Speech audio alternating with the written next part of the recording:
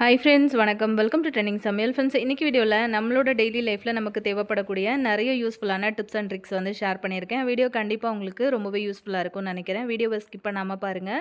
First tip என்ன அப்படின்னு சொல்லிட்டு பார்க்கலாம். இந்த மாதிரி கண்ணாடி வலையெல்லாம் விதவிதமாக நம்ம வந்து வாங்கி யூஸ் பண்ணுவோம் இல்லையா? ஸோ டெய்லி வந்து யூஸ் பண்ணுறதுனால நம்ம வாங்கிட்டு வந்த உடனே அப்படியே நம்ம வந்து கையில் போட்டு நம்ம வந்து யூஸ் பண்ண ஆரம்பிச்சிட்டோம் அப்படின்னா இந்த வளையல் வந்து பார்த்திங்கன்னா டக்கு டக்குன்னு நமக்கு வந்து உடஞ்சி போயிடும். ஒரு குழந்தைய தூக்கி நம்ம இடுப்பில் வைக்கிறோம், இல்லை ஒரு துணி துவைக்கிறோம் அப்படின்னும் போது கூட பட்டுன்னு நமக்கு வந்து உடஞ்சு போயிடும். ஸோ அந்த மாதிரி உடையாமல் இருக்கிறதுக்காக எப்போவுமே இந்த மாதிரி கண்ணாடி வளையல் வந்து நீங்கள் வாங்கிட்டு வந்துட்டீங்க அப்படின்னா அது நம்ம என்ன பண்ணிவிட்டு அதை யூஸ் பண்ணலாம் அப்படின்னு சொல்லிட்டு தான் ஒரு சின்ன ஐடியா வந்து இந்த வீடியோவில் ஷேர் பண்ணியிருக்கேன். இந்த மாதிரி நீங்கள் செஞ்சுட்டு யூஸ் பண்ணீங்க அப்படின்னா உங்களுக்கு நல்லாவே லைஃப் வருங்க. சீக்கிரத்தில் வந்து உடஞ்சி போகாது. அதே மாதிரி நம்ம வந்து வாங்குகிற வளையலில் ஒரு மாதிரி அந்த குட்டி குட்டியாக அந்த கல்லெல்லாம் வச்சுருப்பாங்க இல்லையா? ஸோ அந்த கல், அதுக்கப்புறம் அந்த ஜிகினா மாதிரியெல்லாம் வச்சுருப்பாங்க. அதெல்லாம் பார்த்திங்க அப்படின்னா சீக்கிரமாக நமக்கு வந்து கலண்டு வரவே வராது. இந்த ஒரு ஐடியா மட்டும் நீங்கள் வந்து ஃபாலோ பண்ணிக்கோங்க. வளையல் எல்லாத்தையுமே ஒரு பிளேட்டில் வந்து இந்த மாதிரி வச்சு எடுத்துக்கிட்டேன். இதை அப்படியே எடுத்துகிட்டு போயிட்டு நம்ம ஃப்ரீசரில் வந்து வச்சுக்கோங்க. ஃப்ரீசரில் வந்து ஒரு 10லேருந்து 15 நிமிஷம் நீங்கள் வந்து அப்படியே அந்த வளையலை வச்சுருங்க. அதுக்கப்புறம் நீங்கள் வந்து அந்த வளையலை எடுத்துகிட்டு நார்மலாக யூஸ் பண்ணிக்கலாம். இந்த மாதிரி வந்து வைக்கும்போது என்னாகும் அப்படின்னா அந்த வளையலோட அந்த ஜாயிண்ட் எல்லாம் இருக்குது பார்த்திங்களா, அதெல்லாமே வந்து நல்லா டைட் ஆகும். அதே சமயத்தில் நல்லா ஸ்ட்ராங் ஆகிடும் வளையல். நமக்கு போட்ட உடனே கையில் வந்து பட்டுன்னு உடஞ்சி போகவே போகாது. நான் இது வந்து ஒரு 10 நிமிஷம் அப்படியே வந்து விட்டுட்டேன். ஒரு 10 நிமிஷம் கழித்து இதை வந்து நம்ம ஓப்பன் பண்ணி பார்க்கலாம். வளையல் வந்து பார்த்திங்க அப்படின்னா நல்லா ஸ்ட்ராங்காக அந்த ஜாயிண்ட் எல்லாமே நல்லா ஸ்ட்ராங்காக இருக்குங்க. இந்த மாதிரி செஞ்சுட்டு நீங்கள் வந்து யூஸ் பண்ணி பாருங்கள். நல்லா உங்களுக்கு வந்து லைஃப் வரும். டக்குன்னு சீக்கிரத்தில் வந்து உங்களுக்கு உடஞ்சி போகாது. இதில் இருக்கிற கல்லெல்லாம் கூட வந்து பார்த்திங்க அப்படின்னா சீக்கிரமாக உங்களுக்கு வந்து விழுகாது. ரொம்ப நாளுக்கு வந்து நல்லாயிருக்கும். எப்போவுமே புதுசாக வந்து வாங்கிட்டு வர்றீங்க, கண்ணாடி வளையலுக்கு மட்டும்தான் நான் இது வந்து சொல்லியிருக்கேன். புதுசாக வாங்கிட்டு வர வளையல் வந்து எப்போவுமே இந்த மாதிரி வந்து பண்ணிவிட்டு அதுக்கப்புறம் நீங்கள் வந்து யூஸ் பண்ணுங்கள். அந்த ஜாயிண்ட் இருக்க பார்த்திங்களா, நான் காமிக்கிறேன்ல. ஸோ அந்த ஜாயிண்ட் எல்லாம் கூட நமக்கு சீக்கிரமாகவே வந்து உடையாமல் நல்லா டைட்டாகவே இருக்கும். கண்டிப்பாக ட்ரை பண்ணி பார்த்துட்டு எப்படி இருக்குன்னு சொல்லுங்கள். நெக்ஸ்ட் டிப் என்னன்னு சொல்லிட்டு பார்க்கலாம்.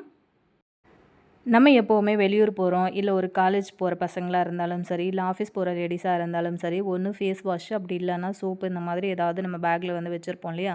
ஸோ அவசரத்துக்கு வந்து முகம் கழுவுறதுக்காக நம்ம வந்து யூஸ் பண்ணுவோம். ஸோ அந்த மாதிரி நம்ம வந்து இப்படி சோப்பாகவே நம்ம வந்து வைக்காமல் அது வந்து நமக்கு இடமும் அதிகமாக பிடிக்கும். அது வந்து ஈரமாயிடுச்சு அப்படின்னும் போது நம்ம ஹேண்ட்பேக்கில் வைக்கிறோம் அப்படின்னா கூட இருக்கிற பொருளும் வந்து சேர்ந்து நனைஞ்சு போகிறதுக்கும் வாய்ப்பு இருக்குது. ஸோ எப்படி தான் நம்ம வந்து சேஃபாக எடுத்துகிட்டு போனாலுமே அது வந்து ஈரம் பட்டுருச்சு அப்படின்னும் போது கூட இருக்கிற பொருட்களுமே வந்து நனைஞ்சு போயிடும். அந்த மாதிரி இல்லாமல் இருக்கிறதுக்கு நீங்கள் இப்போ ஃபேஸ் வாஷ்க்காக மட்டும்தான் அந்த சோப்பு வந்து யூஸ் பண்ணிக்க போகிறீங்க, ஒரு எமர்ஜென்சிக்காக வந்து வச்சுருக்கீங்க அப்படின்னும் போது இந்த மாதிரி வந்து ட்ரை பண்ணி எடுத்துகிட்டு போங்க. இப்போ வந்து நான் சோப்பு வந்து எடுத்திருக்கேன். அதுக்கப்புறம் இந்த மாதிரி ஒரு பீலர் வந்து யூஸ் பண்ணி தேவையான அளவுக்கு சோப்பை வந்து இப்படி துருவி எடுத்திருக்கேன். உங்களுக்கு பார்க்கும்போது தெரியும் அப்படின்னு நினைக்கிறேன். எந்த சோப்பு வந்து யூஸ் பண்ணுறீங்களோ அந்த சோப்பு வந்து இந்த மாதிரி துருவி எடுத்துக்கோங்க. இப்போ சின்னதாக அந்த மாதிரி நம்ம வீட்டில் வந்து இருக்கிற ஜுவல் பாக்ஸு இல்லைனா க்ரீம் எல்லாம் முடிஞ்சு போயிடுச்சுன்னா கூட நம்ம வந்து தூக்கி போடுவோம் இல்லையா? அந்த மாதிரி குட்டி குட்டி டப்பாலாம் வந்து இருந்துச்சு அப்படின்னா அது வந்து எடுத்துக்கோங்க. இப்போ நான் வந்து பார்த்திங்கன்னா இந்த மாதிரி ஜுவல் பாக்ஸ் தான் வந்து எடுத்திருக்கேன். அதில் வந்து இந்த துருவின சோப்பு எல்லாத்தையுமே வந்து எடுத்து வச்சுட்டேன். இந்த மாதிரி ட்ரை பண்ணிவிட்டு நீங்கள் வந்து ஹேண்ட்பேக்கில் வந்து எடுத்து வச்சுக்கிட்டு தாராளமாக நீங்கள் போகலாம். பார்த்திங்கன்னா நான் உங்களுக்கு வந்து ஹேண்ட் வாஷ் பண்ணி காமிக்கிறேன் பாருங்கள். இந்த மாதிரி செய்யும்போது நமக்கு வந்து யூஸ் பண்ணுறதுக்குமே வந்து பார்த்திங்க அப்படின்னா ரொம்பவே கம்ஃபர்டபுளாக இருக்கும். இது வந்து நிறைய பேருக்கு வந்து ரொம்பவே யூஸ்ஃபுல்லான ஒரு ஐடியாவாக இருக்கும் அப்படின்னு நினைக்கிறேன். உங்களுக்கு தெரிஞ்ச ஃப்ரெண்ட்ஸ் அண்ட் ஃபேமிலி மெம்பர்ஸ்க்கும் இந்த வீடியோ வந்து ஷேர் பண்ணி கொடுங்க. கண்டிப்பாக அவங்களுக்கும் இது வந்து ரொம்ப யூஸ்ஃபுல்லாக இருக்கும். ஒரு சின்ன பீஸு நம்ம வந்து துருவி எடுத்து வச்சுக்கிட்டோம் அப்படின்னாலுமே நமக்கு அதிகமாக சோப்பும் வந்து செலவாகாது. பாருங்கள் எந்த அளவுக்கு நல்லா நுரைச்சி வருது அப்படின்னு சொல்லிட்டு. கண்டிப்பாக இந்த ஐடியா உங்களுக்கு பிடிச்சிருக்கும் அப்படின்னு நினைக்கிறேன். பிடிச்சிருந்தது அப்படின்னா மறக்காமல் இந்த வீடியோக்கு ஒரு லைக் கொடுத்துருங்க. அப்படியே உங்கள் ஃப்ரெண்ட்ஸ் கூட ஷேர் பண்ணிக்கோங்க. நெக்ஸ்ட் டிப் என்ன அப்படின்னு சொல்லிட்டு பார்க்கலாம். அமேசானில் இருந்து ஒரு பிரியாணி பாட் வந்து பர்ச்சேஸ் பண்ணியிருந்தேன். எனக்கு ரொம்பவே வந்து பிடிச்சிருந்தது. ரொம்ப யூஸ்ஃபுல்லாக இருக்குது. நான் வாங்கினதுலேருந்து பார்த்திங்கன்னா ஒரு 5 தடவையாச்சும் அதில் வந்து பிரியாணி வந்து பண்ணிட்டேன். ரொம்ப யூஸ்ஃபுல்லாக இருக்குது. சரி, உங்களுக்கு தேவைப்படுச்சு அப்படின்னா இன்ட்ரெஸ்ட் இருந்தால் வாங்குவீங்க அப்படின்னு சொல்லிட்டு தான் இந்த வீடியோவில் அதை வந்து ஆட் பண்ணியிருக்கேன். ஸோ இந்த பாட்டில் வந்து பண்ணுற ஒரு சிக்கன் பிரியாணி ரெசிப்பியும் நான் வந்து இதில் ஷேர் பண்ணியிருக்கேன். ஸோ வீடியோ வந்து ஸ்கிப் பண்ணாமல் பாருங்கள். இது வந்து பார்த்திங்க அப்படின்னா ட்ரைப்ளையோடது, ஸ்டீல் அலுமினியம், அந்த 3 லேயர்னு சொல்லுவாங்க இல்லையா, கேசரோல் அப்படின்னு சொல்லிட்டு. ஸோ அந்த பிரியாணி பாட்டு தான். இதோட லிட்டு வந்து பார்த்திங்க அப்படின்னா கண்ணாடியிலையும் கொடுத்துருக்குறாங்க, அதே மாதிரி ஸ்டீல்லையுமே வருது. இது ஃபுல்லாகவே வந்து ஸ்டெயின்லெஸ் ஸ்டீல் தான். நமக்கு தேவைப்பட்டுச்சு அப்படின்னா நம்ம வந்து ஆர்டர் போடும்போது அந்த லிட்டு வந்து உங்களுக்கு கண்ணாடியில் வேணும் அப்படின்னா நீங்கள் அது செலக்ட் பண்ணி போட்டுக்கலாம். அப்படி இல்லைனா ஸ்டீலில் இருந்தாவே ஓகே அப்படின்னீங்கனாலும் அது மாதிரி நீங்கள் வந்து செலக்ட் பண்ணி போட்டுக்கலாம். இதோட லிட்டர் கணக்கு வந்து பார்த்திங்கன்னா 4.35 கிட்டத்தட்ட பார்த்திங்கன்னா ஒரு 4.5லேருந்து 4.25 லிட்டர் கிட்ட கொடுத்துருக்குறாங்க. அதே மாதிரி 26 சென்டிமீட்டர். ஸோ நான் வாங்கும்போது பார்த்திங்கன்னா ரூ. 2500 சில்லறைக்கு எனக்கு கிடச்சிது. இப்போ வந்து பார்த்திங்கன்னா ரூ. 2300 ரேஞ்சிலேயே வந்து இப்போது ஆஃபரில் போகுது அப்படின்னு நினைக்கிறேன். ஸோ பார்க்கறதுக்கு ரொம்ப அழகாக இருந்தது. நல்லா ஸ்ட்ராங்காகவே இருந்தது. அது பாட்டு வந்து பிடிச்சி நம்ம தூக்கும்போதே நல்லா வெயிட்டாக இருந்துச்சு. அதே மாதிரி நம்ம இப்போது தம்மெல்லாம் போடுறதுனால இப்போ மேலே வந்து இப்போ கைப்பிடி இருக்கு இல்லையா, ஸோ அதுவே வந்து கண்ணாடியிலையும் வந்து கொடுத்துருக்குறாங்க அந்த மூடி. சப்போஸ் நம்ம கையிலேருந்து கீழே விழுந்துருச்சு அப்படின்னும்போது கண்ணாடி உடஞ்சிருச்சு அப்படின்னா அதோட அழகே வந்து போயிடும். அதாவது அந்த பாட்டோட அழகே வந்து போயிடும். அதுக்கப்புறம் வேறு லிட்டு வந்து நம்ம வாங்கி போடுற மாதிரி இருக்கும். ஆனால் நான் முன்னாடி ஆர்டர் போடும்போது இந்த மாதிரி வந்து ஸ்டீலில் இருக்கிற மாதிரி அதோட பேரே வந்து நான் போட்டிருந்தேன். ஸோ பார்த்தீங்கன்னா உங்களுக்கு தெரிஞ்சிருக்கும். நல்ல அகலமாக இருக்கிறதுனால சாப்பாடும் நம்ம இதில் செய்யும்போது நமக்கு குழஞ்சு போகாது. மெயின் வந்து நமக்கு அதுதான். எப்போவுமே வந்து பிரியாணி பாட் வந்து நம்ம வாங்குகிறோம் அப்படின்னா நிறைய விஷயங்கள் அதில் வந்து கவனிக்கணும். ஸோ இதில் வந்து நம்ம பிரியாணி இப்போ வந்து பண்ணுறதுக்கு ஸ்டார்ட் பண்ணிடலாம். இப்போ வந்து பாத்திரத்தை நல்லா வாஷ் பண்ணி எடுத்துக்கிட்டேன். இப்போ ஸ்டவ் ஆன் பண்ணி பாத்திரத்தை வந்து நம்ம அடுப்பில் வச்சுக்கலாம். இதில் வந்து பார்த்திங்கன்னா எவ்வளோ பிடிக்குது அப்படின்னும்போது 1 கிலோ பிரியாணி, அதாவது 1 கிலோ சிக்கனு, 1 கிலோ ரைஸு, கிட்டத்தட்ட ஒரு 2 கிலோ பிரியாணி வந்து நம்ம தாராளமாக வந்து செய்யலாம். இதில் வந்து எல்லா மசாலாவும் நான் வந்து சேர்த்துக்கிட்டேன். 2 ஏலக்காய், 3 கிராம்பு, 3 பட்டை, அதுக்கப்புறம் வந்து பிரிஞ்சி இலை இருக்குல்ல, ஸோ அது வந்து சேர்த்துருக்கேன். 1 கிலோ பிரியாணி அப்படிங்கிறதுனால நல்ல பெரிய வெங்காயமாக ஒரு 5 வெங்காயம் நான் வந்து சேர்த்துருக்கேன். வெங்காயம் வந்து நல்லா வதங்கி வரணும். மசாலா வந்து எப்போவுமே நல்லா நிறையா வந்து சேர்த்தோம் அப்படின்னா தான் டேஸ்ட்டு வந்து நல்லாயிருக்கும். இப்போ நம்ம வந்து சேர்க்குற வெங்காயம் பாதி அளவுக்கு, அதாவது அதோட கலர் வந்து சேஞ்ச் ஆகிட்டு பாதி அளவுக்கு அதோட குவான்டிட்டி குறையிற அளவுக்கு நம்ம வந்து வதக்கி எடுக்கணும். வெங்காயம் அடி பிடிச்சிடாமல் அடிக்கடி வந்து இப்படி கலரி விட்டுட்டே இருங்க. வெங்காயத்தோட கலர் வந்து நல்லா சேஞ்ச் ஆக ஆரம்பிச்சிருச்சு. இந்த மாதிரி வந்து பிரியாணி பண்ணும்போது ரொம்ப ஈஸியாக இருக்கும் நமக்கு. பிகினர்ஸ் கூட வந்து பார்த்திங்கன்னா பார்த்த உடனே வந்து செஞ்சிடலாம். இன்றைக்கி நான் வந்து எடுத்திருக்க அரிசி வந்து சீரக சம்பா தான் வந்து எடுத்திருக்கேன். ஒரு 20 நிமிஷம் வந்து அரிசியை ஊற வச்சு எப்போவுமே எடுத்துக்கோங்க. சீரக சம்பா ரைஸ் பொறுத்த வரைக்கும் நல்ல பழைய அரிசியாக வந்து பார்த்து கேட்டு வாங்கினீங்க அப்படின்னா பிரியாணி வந்து பண்ணும்போது நல்லா உங்களுக்கு வந்து உடஞ்சி குழஞ்சி போகாமல் நல்லாயிருக்கும். பார்த்திங்கன்னா உங்களுக்கு தெரியும், வெங்காயம் வந்து இந்த அளவுக்கு நல்லா வதங்கி வரணும். இந்த அளவுக்கு வதங்க விட்டிங்க அப்படின்னா தான் உங்களுக்கு வந்து பிரியாணியில் நல்ல டேஸ்ட் கொடுக்கும். அதே மாதிரி நல்லா ஃப்ரெஷ்ஷாக அரைச்ச இஞ்சி பூண்டு பேஸ்ட்டு ஒரு 2.5 ஸ்பூன் அளவுக்கு நான் வந்து சேர்த்துக்கிட்டேன். இஞ்சி பூண்டு பேஸ்ட்டு வந்து சேர்த்துக்கிட்டு அதோட ஸ்மெல் வந்து, அதாவது இந்த பச்சை வாடை சொல்லுவோம் இல்லையா, அதை வாசனை போகிற வரைக்கும் வதக்கி விட்டுக்கோங்க. அதுக்கப்புறம் ஒரு பிடி அளவுக்கு புதினாவும் ஒரு கைப்பிடி அளவுக்கு கொத்தமல்லியும் வந்து சேர்த்துக்கோங்க. சேர்த்துட்டு இது எல்லாத்தையுமே நல்லா வதக்கி விடுங்க. இது கூட ஒரு 2 ஸ்பூன் அளவுக்கு புளிக்காத நல்ல கெட்டியான தயிர் வந்து சேர்த்துருக்கேன். தயிரையும் சேர்த்துட்டு நல்லா வதக்கி விட்டுருங்க. இந்த டைமில் நீங்கள் வந்து பிரியாணிக்கு சேர்க்குற மிளகாத்தூள் வந்து சேர்த்துக்கோங்க. இப்போ வந்து நம்ம சேர்க்கும்போது தான் மிளகாத்தூள் வந்து நல்ல கலர் கொடுக்கும். இதில் வந்து ஒரு 3 மீடியம் சைஸ் தக்காளி வந்து நான் கட் பண்ணி வச்சுருந்தேன். இதில் வந்து பார்த்திங்கன்னா நம்ம தயிரும் சேர்த்துருக்கிறதுனால தக்காளி வந்து நான் அதிகமாக சேர்க்கலை. தக்காளி வந்து நல்ல மெல்லிஸாக நீல நீல வாக்கில் இந்த மாதிரி கட் பண்ணி எடுத்து அதையுமே வந்து சேர்த்துக்கிட்டு இது எல்லாத்தையுமே நல்லா வந்து வதக்கி விடலாம். வதக்கிட்டு ஒரு 5 நிமிஷம் மூடி போட்டு மூடி வச்சுருங்க. தக்காளி வந்து நல்லா கொலைய வெந்து வரட்டும். அதுக்கப்புறம் நம்ம ஓப்பன் பண்ணி பார்க்கலாம். நான் எப்போவுமே பார்த்திங்கன்னா பிரியாணி வந்து பண்ணும்போது கலர், அதாவது அந்த ரைஸுக்கு வந்து கலர் சேர்க்குறாங்க இல்லையா, ஃபுட் கலர், ஸோ அது வந்து ஆட் பண்ணவே மாட்டேன். ரொம்ப நாள் முன்னாடி வந்து நான் அந்த மாதிரி கலர் சேர்த்துட்டு இருந்தேன். அதுக்கப்புறம் வந்து அந்த பிரியாணிக்கு அந்த ஃபுட் கலர் வந்து சேர்க்குறதே நான் வந்து சுத்தமாக அவாய்ட் பண்ணிட்டேன். எதுக்குமே வந்து சேர்க்குறதே கிடையாது. ஸோ அதனால தான் நம்ம முன்னாடியே எண்ணெயிலேயே அந்த மிளகாத்தூளை வந்து போட்டு வதக்கிட்டோம் அப்படின்னா நமக்கு வந்து அது நல்ல கலர் கொடுக்கும். நம்ம வந்து கலர் வந்து சேர்த்த மாதிரி ஒரு நல்ல மைல்டான கலர் கொடுக்கும் பிரியாணிக்கு. இப்போ பார்த்திங்கன்னா தக்காளி நல்லா குழஞ்சி வெந்து வந்துருச்சு. அதோட நான் எடுத்து வச்சுருக்கிற 1 கிலோ சிக்கனை வந்து நல்லா கழுவிட்டு உள்ளே சேர்த்துருக்கேன். ஒரு 5 நிமிஷம் மூடி போட்டு மூடி வச்சுருங்க. சிக்கன் வந்து சின்ன சின்ன பீஸாக இருக்கிறதுனால சீக்கிரமாக வெந்து வந்துடும்.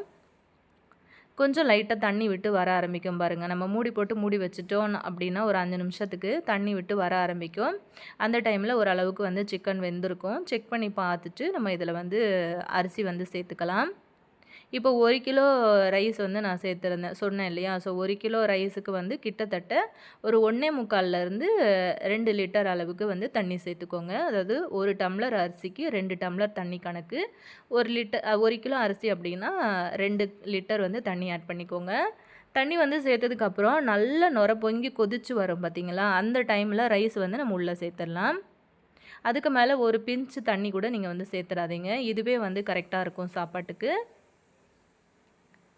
இப்போ வந்து நல்லா எல்லாத்தையும் கலந்து விட்டுட்டு உப்பு காரம் எல்லாத்தையுமே வந்து செக் பண்ணிக்கோங்க. முன்னாடியே நான் வந்து எண்ணெய் சேர்க்கும்போது 1 ஸ்பூன் அளவுக்கு நெய்யுமே வந்து சேர்த்துருந்தேன். சீரக சம்பா ரைஸ் அப்படிங்கிறதுனால நெய் சேர்த்து பண்ணும்போது நல்லா வாசமாக டேஸ்ட்டாக இருக்கும். ஒரு 5 நிமிஷம் மூடி போட்டு மூடி வச்சிடலாம். இது வந்து நல்லா கொதிக்க ஆரம்பிக்கும் பாருங்கள். அந்த நேரத்துக்கு ஒரு தடவை ஓப்பன் பண்ணி நல்லா அரிசி எல்லாத்தையுமே கலந்து விட்டுடலாம். இப்போ நம்ம வந்து மூடி போட்டு மூடி வச்சிடலாம். ஒரு 10 நிமிஷத்தில் பார்த்தீங்கன்னா இந்த அளவுக்கு வந்து அந்த தண்ணி வந்து சுண்டி வந்திருக்கும். நிறைய பேர் இந்த இடத்துல ஒரு பண்ணுற மிஸ்டேக் என்ன அப்படின்னு பார்த்தீங்கன்னா, அந்த தண்ணி எல்லாம் சுண்டிட்டு நல்லா ட்ரையாக இருக்கும் பாருங்கள். அந்த நேரத்துக்கு தான் வந்து தம் போடுவாங்க.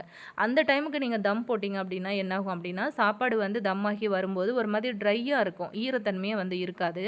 ஸோ அதனால எப்போவுமே இந்த மாதிரி இப்போ நான் காமிச்சேன் பார்த்தீங்களா ஒரு பக்குவம். அந்த டைமில் வரும்போதே நீங்கள் வந்து ஸ்டவ்வை வந்து சிம்மில் வச்சுட்டு அப்படியே வந்து தம் போட ஆரம்பிச்சிருங்க. இப்போ நான் ஏன் இப்படி போடுறேன் அப்படின்னா, அந்த மூடி இருக்கு இல்லையா, அதில் வந்து மேலே கைப்பிடி இருக்குல்ல, ஸோ அதுக்கு மேலே நம்ம வந்து எதுவும் வைக்கிறதுக்கு முடியாது. ஸோ சைடில் வேணும் அப்படின்னா நம்ம வந்து வச்சுக்கலாம் தம் போடுறதுக்கு. அதாவது மேலே வந்து வெயிட் வைக்கணும் அப்படிங்கிறதுக்காக நான் இந்த மாதிரி சின்னதாக ஒரு கிண்ணம் வந்து வச்சு கவுத்துட்டு அதுக்கு மேலே வந்து இந்த மாதிரி வெயிட் வச்சுருக்கேன். கரெக்டாக 15லேருந்து 20 நிமிஷம் வந்து தம் போடுங்க. நீங்கள் வந்து ஊற வைக்கிற அரிசி வந்து 20 நிமிஷம் கரெக்டாக ஊறுச்சு அப்படின்னா தாராளமாக நீங்கள் வந்து ஒரு 15 நிமிஷம் வந்து தம் போட்டுக்கலாம். அரிசி வந்து ஒரு 10 நிமிஷத்துக்கும் கம்மியாக தான் ஊறியிருக்கு அப்படின்னும்போது தாராளமாக நீங்கள் வந்து 20 நிமிஷத்துக்கிட்ட தம் போட்டுருங்க. இப்போ பார்த்தீங்க அப்படின்னா நான் ஓப்பன் பண்ணி காட்டுறேன். சாப்பாடு எப்படி குலையாமல் நல்லா உதிரி உதிரியாக நல்லா வந்திருக்கு. அதே மாதிரி சாதம் வந்து நம்ம எடுத்து சாப்பிடும்போதும் ஒரு மாதிரி நல்லா ஈரத்தன்மையோடு நல்லாவே இருக்கும். அதாவது ட்ரையாக இருக்காமல் ரொம்ப நேரத்துக்கு சாப்பாடு வந்து ஆறி போயிடுச்சு. இப்போ மதியானம் செய்கிறீங்க, காலையில் செய்கிறீங்க, நைட்டுக்கு சாப்பிட போகிறீங்க அப்படின்னாலுமே ஒரு மாதிரி ட்ரை ஆகிட்டு காஞ்சு போகாமல் நல்லாவே இருக்கும் உங்களுக்கு. ஸோ இந்த மாதிரி ஒரு பக்குவத்தில் நீங்கள் ட்ரை பண்ணி பாருங்கள். நெக்ஸ்ட் டிப் பார்க்கலாம். நம்ம சமையலுக்காக யூஸ் பண்ணுற இந்த மிளகா வந்து நம்ம வாங்கிட்டு வந்துட்டு அப்படியே நிறைய பேர் அப்படியே காய வச்சு அதை வந்து குழம்பு தூள் அரைப்போம். அப்படி இல்லைன்னா நம்ம வந்து சட்னி அரைக்கவோ இல்லை தாளிக்கவோ நம்ம வந்து யூஸ் பண்ணுவோம் இல்லையா. ஸோ அந்த மாதிரி எப்போவுமே வந்து இதுக்கு மேலே அந்த தப்பு வந்து பண்ணாதீங்க. ஸோ ரீசன்ட் டைமில் வந்து பார்த்திங்க அப்படின்னா நிறைய யூடியூப்லேயே வந்து ட்ரெண்டிங்காக போச்சு இந்த விஷயம்லாம். என்ன அப்படின்னு பார்த்தீங்கன்னா, இந்த மிளகாலாம் வந்து பார்த்திங்க அப்படின்னா நமக்கு வந்து பேக்கெட் பண்ணி நம்ம கைக்கு வரதுக்கு முன்னாடி இதை வந்து ஸ்டோர் பண்ணி வச்சுருப்பாங்க இல்லையா. அந்த இடங்கள்லாம் பார்த்திங்கன்னா இந்த மிளகாய்க்குள்ளே நிறைய எலி, பல்லி, பூச்சிங்க இந்த மாதிரி எல்லாமே வந்து உள்ளுக்குள்ளே இருக்கிற மாதிரி நிறைய வீடியோஸ் வந்து இப்போ சோஷியல் மீடியாவில் நிறைய ட்ரெண்ட் ஆச்சு. அதுலேயே நிறைய பேர் வந்து சொல்லியிருந்தாங்க, எப்போவுமே வந்து வாங்கிட்டு வந்து நீங்கள் யூஸ் பண்ணுற மிளகாயை டைரெக்டாக அப்படியே சமையலுக்கு யூஸ் பண்ணாதீங்க அப்படின்ட்டு.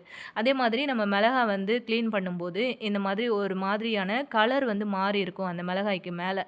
அது வந்து நீங்கள் உடச்சி பார்த்தீங்க அப்படின்னா இந்த மாதிரி நான் முன்னாடி காமிச்சேன் இல்லையா, அது மாதிரி ஒரு ஃபங்கஸ் ஃபார்ம் ஆன மாதிரியே இருக்கும். இந்த மாதிரி மிளகாயில் எல்லாத்துலேயுமே அந்த மாதிரி தான் இருக்கும். மேலே வந்து பார்த்திங்கன்னா லைட்டாக காஞ்சு போன மாதிரி, அதாவது இந்த கலர் சேஞ்ச் ஆகிட்டு கருப்பாக இருக்கிற மாதிரியெல்லாம் இருக்கும். அந்த மாதிரி மிளகாய் எல்லாத்தையுமே நீங்கள் வந்து தனியாக பிரித்து எடுத்துருங்க. ஒரு சிலர் வந்து பார்த்திங்க அப்படின்னா அந்த மாதிரி செய்கிறதே கிடையாது. வாங்கிட்டு வந்த உடனே இன்னும் ஒரு சிலர்லாம் வந்து பார்த்திங்க அப்படின்னா அப்படியே வந்து மிளகாவை கடையில் வாங்கிட்டு அப்படியே மிஷினில் கொடுத்து அரைச்சிட்டு வர்றவங்க நிறைய பேரை நானே வந்து பார்த்துருக்கேன். ஸோ எப்போவுமே அந்த தப்பு மட்டும் நம்ம வந்து பண்ணிடவே கூடாது. அதுக்கு நம்ம என்ன பண்ணணும் அப்படிங்கிறதையும் வந்து நிறைய பேர் சொல்லியிருந்தாங்க. ஸோ இந்த மாதிரி ஒரு பெரிய பாத்திரத்தில் தண்ணி எடுத்துக்கோங்க. இதில் உப்பு, மஞ்சத்தூள் வந்து நான் சேர்த்துருக்கேன். சேர்த்துக்கிட்டதுக்கப்புறமா நம்ம எடுத்து வச்சுருக்கிற மிளகாய் வந்து பார்த்திங்க அப்படின்னா இப்படி தண்ணியில் முக்கி அப்படியே 2 அலசி அப்படியே வெளியே எடுத்துருங்க. இதுதான் ப்ராசஸ். நீங்கள் எப்போவுமே இந்த மாதிரி வந்து செஞ்சுக்கோங்க. அதே மாதிரி மிளகாயை இப்படி அலசுறீங்க அப்படின்னா ரொம்ப நேரம்லாம் ஊற விட்டுறாதீங்க. ஜஸ்ட்டு தண்ணியில் போட்டு ஒரு 2 முக்கு இந்த மாதிரி கையில் வந்து அலசிட்டு அதுக்கப்புறம் மிளகாயை எடுத்து ஒரு கூடையில் அந்த ஓட்டையாக இருக்கிற கூடையில் வச்சு அந்த தண்ணியை வந்து வடிய விட்டுட்டு இதை நல்லா அடிக்கிற வெயிலில் வந்து காய போட்டு எடுத்துக்கோங்க. இதே மாதிரி தான் நம்ம வந்து யூஸ் பண்ணுற மல்லி, அதுக்கப்புறம் இன்னும் நம்ம வந்து வாங்கிட்டு வந்து இப்போ குழம்பு தூள்லாம் அரைக்கிறதுக்கு என்ன பொருள் யூஸ் பண்ணுவோமோ அந்த மாதிரி ஒரு சில பொருட்களை நம்ம இந்த மாதிரி வாஷ் பண்ணிவிட்டு யூஸ் பண்ணணும். இது சம்மந்தமான அவேர்னஸ் வீடியோஸ் கூட நிறையவே இருக்குது யூடியூப்பில். ஸோ எப்போவுமே வந்து நீங்கள் மிளகாய் வாங்கிட்டு வரீங்கன்னா இப்படி வந்து ட்ரை பண்ணி பாருங்கள். மிளகாயை தண்ணிக்குள்ளே போட்டு சும்மா ஒரு 2 அலசி உடனே வந்து வெளியே எடுத்துருங்க. அதுக்கப்புறம் பார்த்திங்கன்னா அந்த மிளகாயில் இருந்த டஸ்ட் எல்லாமே அந்த தண்ணியில் வந்து வந்திருக்கும். அதுக்கப்புறம் வந்து பார்த்திங்கன்னா தண்ணி நல்லா வடிஞ்சதுக்கப்புறமா இப்படி வந்து காய போட்டுக்கோங்க. நல்லா அடிக்கிற வெயிலில் கொண்டு போய் காய போடுங்க. நான் நல்லா வந்து வெயிலில் போட்டு காஞ்சிருச்சு. அதுக்கப்புறம் எடுத்துகிட்டு வந்து இப்படி வீட்டுக்குள்ளேயும் வந்து போட்டிருக்கேன். எப்போவுமே நம்ம வந்து அதிகமாக மிளகாய் வந்து அதிகமாக யூஸ் பண்ணுவோம் இல்லையா. ஸோ அது வந்து நீங்கள் இந்த மாதிரி வந்து பண்ணிவிட்டு அதுக்கப்புறமா மிளகாய் வந்து அரைங்க. இது வந்து பார்த்திங்கன்னா மிளகா வந்து நான் இந்த மாதிரி காம்பும் ஃபஸ்ட்டு முக்கியமாக எடுத்துட்டேன். ஏன் அப்படின்னா அந்த காம்புமே ஒரு மாதிரி கருத்து போயிட்டு ஒரு மாதிரி ஃபங்கஸ் வந்த மாதிரி இருக்கும். அதில் அந்த பூச்சி மருந்தெல்லாம் அடிக்கிறாங்க அப்படின்னும்போது காம்பில் தான் அதிகமாக அது ஸ்டோர் ஆகும் அப்படின்னு சொல்கிறாங்க. ஸோ அதனால் நான் அந்த காம்பையுமே வந்து தனியாக எடுத்துக்கிட்டேன். அதுக்கப்புறம் வந்து பார்த்திங்க அப்படின்னா நான் வந்து வீட்டில் கொஞ்சமான குவான்டிட்டியாக இருக்கிறதுனால வீட்டில் தான் நான் அரைக்க போகிறேன் மிக்சியில். அதனால மிளகா வந்து சீக்கிரம் அரைப்படணும் அப்படிங்கிறதுக்காக 2 பீஸாக கட் பண்ணி வச்சுருக்கேன். ஸோ அது எந்த அளவுக்கு சருகு மாதிரி காஞ்சிருக்கு. நான் ஒரிஜினல் சவுண்ட் அப்படியே வந்து ஆட் பண்ணியிருக்கேன் பாருங்கள். நல்லா இந்த அளவுக்கு மொறுன்னு மிளகா வந்து காஞ்சி வரணும். நீங்கள் வந்து காயறதுக்கு முன்னாடியே மிளகாத்தூள் அரைக்கிறதுக்கு போட்டிங்க அப்படின்னா ஒரு மாதிரி மிளகா சீக்கிரம் வந்து அதாவது தூள் வந்து சீக்கிரம் கெட்டு போன மாதிரி ஆகிடும்.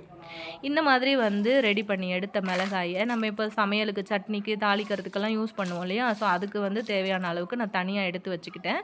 மீதம் இருக்கிற மிளகாயை மட்டும் நான் வந்து இன்றைக்கி கொஞ்சமாக வந்து மிளகாத்தூள் வந்து அரைக்கிறதுக்காக நான் இது வந்து யூஸ் பண்ணிக்க போகிறேன். இந்த மாதிரி வந்து ஒரு மிக்ஸி கப்பு வந்து எடுத்துக்கலாம். அதனால நான் முன்னாடியே சொல்லியிருந்தேன் இல்லையா? மிக்சியில் அரைக்கிறதுனால நான் சீக்கிரம் அரைப்படணுன்றதுனால 2 பீஸாக வந்து கட் பண்ணியிருக்கேன். நீங்கள் வந்து மிஷினில் கொடுத்து அரைக்க போகிறீங்க அப்படின்னா தாராளமாக அப்படியே முழுசாகவே வந்து போட்டுருங்க. பாருங்கள் எந்த அளவுக்கு நல்லா பொடியாக அரைஞ்சு வந்திருக்கு அப்படின்னு சொல்லிட்டு. ஸோ இப்படி வந்து நம்ம அரைச்சி யூஸ் பண்ணோம் அப்படின்னா உடம்புக்குமே வந்து ரொம்பவே நல்லது. ஸோ எந்த விதமான கெமிக்கலும் நமக்கு வந்து சாப்பாட்டில் வந்து கலக்காமல் இருக்கும். உங்களுக்கு இது வந்து கொஞ்சம் டைம் ஆக தான் நமக்கு வந்து செய்யும். ஏன் அப்படின்னா இந்த மிளகாய் வந்து அலசிட்டு அதுக்கப்புறம் நம்ம வெயிலில் காய வச்சு நம்ம மிஷினில் கொடுத்து அரைச்சி வாங்குறதுக்கு உங்களுக்கு டைம் இருந்தது அப்படின்னா இந்த மாதிரி தண்ணியில் போட்டு ஒரு தாட்டி அலசிட்டு நீங்கள் இப்படி அரைச்சி எடுத்துக்கோங்க. டைம் இல்லை அப்படிங்கிற பட்சத்தில் நல்ல ஒரு காட்டன் துணி யூஸ் பண்ணி மிளகாயை அப்படியே மொத்தமாக கொட்டி நல்லா தொடச்சி எடுத்துருங்க. முடிஞ்ச வரைக்கும் இப்படி வந்து வாஷ் பண்ணிவிட்டு அதுக்கப்புறம் நல்லா ட்ரையாக காய வச்சுட்டு அரைக்கிறதுக்கு ட்ரை பண்ணுங்கள். ஸோ இன்றைக்கான வீடியோ வந்து உங்களுக்கு ரொம்பவே பிடிச்சிருக்கும் அப்படின்னு நினைக்கிறேன். அப்படியே வீடியோவை உங்கள் ஃப்ரெண்ட்ஸ் அண்ட் ஃபேமிலி மெம்பர்ஸோடையும் ஷேர் பண்ணிக்கோங்க. ரீசெண்ட் டைமில் போட்ட வீடியோஸோட தம்ப்நெயில்லாம் இங்கே கொடுத்துருக்கேன். இந்த வீடியோஸ் எல்லாம் இன்னுமே நீங்கள் வந்து பார்க்கல அப்படின்னா சேனலில் இருக்குது, மறக்காமல் செக் பண்ணிக்கோங்க. நெக்ஸ்ட்டு ஒரு நல்ல பதிவில் நான் உங்களை திரும்ப மீட் பண்ணுறேன் ஃப்ரெண்ட்ஸ். தேங்க்யூ.